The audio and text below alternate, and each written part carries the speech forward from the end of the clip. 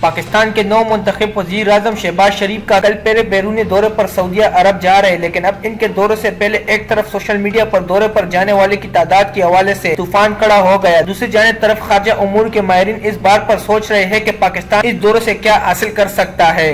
واضح ہے کہ شہباز شریف وزیر اعظم بننے کے بعد یہ کسی ملک کا پہلا دورہ کر رہے ہیں جس میں ان کے خاندان کے افراد بھی ان کے ساتھ جائیں گے۔ دوستو، بندروں کے ہاتھوں خزانہ لگا ہے، اب اس خزانے کو کسی نہ کسی حالت میں صاف کرنا تو بنتا ہے، اس لیے تو کہتے ہیں کہ صفائی نفس ایمان ہے۔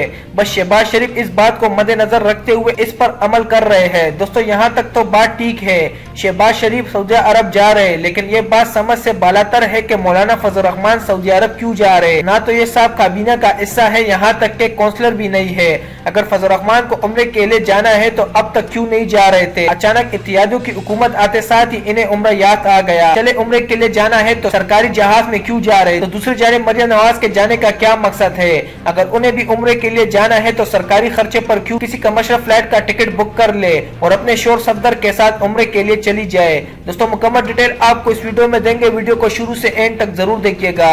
اس دوروں پر جانے والے افراد کے حوالے سے پاکستان تحریک انصاف نے سوشل میڈیا پر ایک طوفان کھڑا کر دیا ہے۔ کیوں نہ کڑے بھائی، اور ہمارے پیسوں پر ان شریف خاندانوں نے عیاشی شروع کر دی جو ان کی عادت ہے۔ اب تک خان صاحب کی حکومت میں انہیں عمرے نہیں یاد تھے، لیکن خان صاحب کے جاتے ہی خزانہ بندروں کے ہاتھوں لگ گیا اور یہ صاف کرنا تقریباً شروع ہو چکا ہے۔ پہلے تو مفتاح اسماعیل جی نے امریکہ جانا تھا، جو ہمارے وزیر خزانہ ہے، امریکہ جانے سے پہلے اپنے آقا نواز شریف کے پاس پہنچا، جو جتنے بھی اخراجات آئے سارے میرے اور آپ کے پیسے تھے۔ پھر موصوف لندن سے IMF کے پاس پہنچا، بھائی خزانہ ہے، غریب ملک کا خزانہ ہے، کوئی بھی پوچھنے والا نہیں ہے، بس لوٹ مار مچانی ہے۔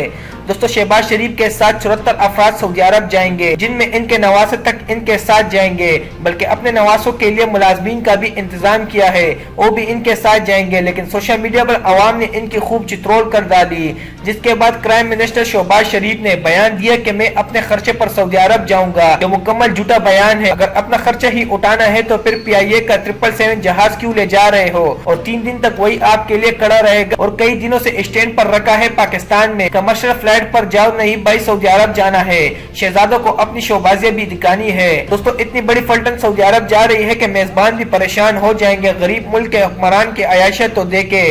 لیکن دوستو، ان کے ساتھ سعودی عرب میں جو ہونے والا ہے دیکھنے کے لائق ہوگا۔ جتنے بھی اوورسیز پاکستانی ہیں سب کے سب عمران خان کے چاہنے والے ہیں، اور ان کی وہاں پر خوب بےزتی ہونے والی ہے۔ بس آپ دیکھتے رہیے اور انتظار کرتے رہیے۔